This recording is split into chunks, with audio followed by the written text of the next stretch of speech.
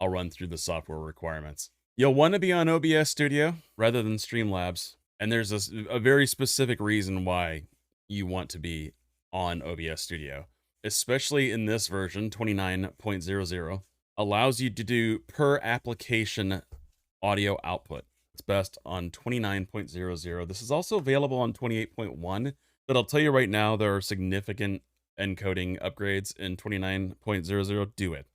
Do the upgrade.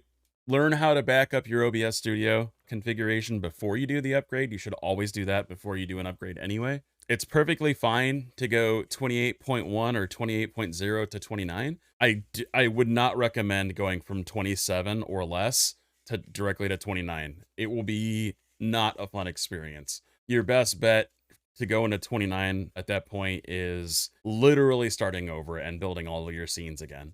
That is exactly what I did when I went to 28.1, and I did the upgrade from 28.1 to 29.0, and it worked great.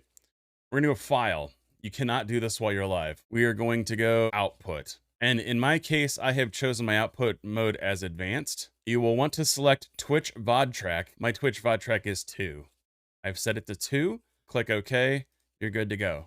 The VOD track is track 2. The live track is track number 1. If we don't want anything on the VOD track, we exclude it from track number 2. That's exactly what we're going to do right now. Spotify, which you can see here, is playing in the background and it has its own mixer. My desktop audio is turned off. I have every application that is running on my PC running through an audio source. I know this says beta.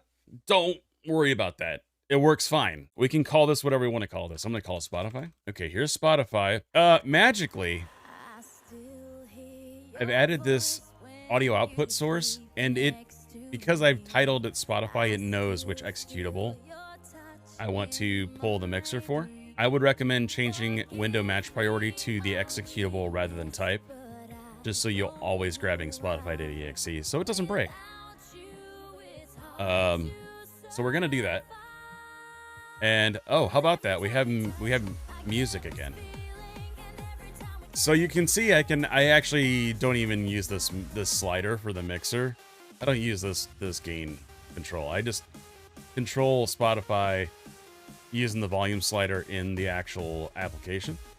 And now we have a problem because I'm playing music on my VOD track. I'm gonna right click on Spotify, do advanced audio properties. I'm gonna drag and expand this a little bit.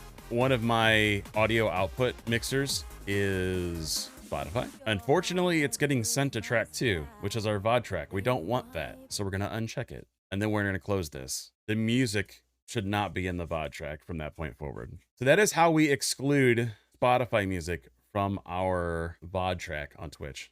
And the easiest way, absolutely easiest way to do this is on the current version of OBS Studio. Before version 28.1 of OBS Studio, this was an absolute nightmare.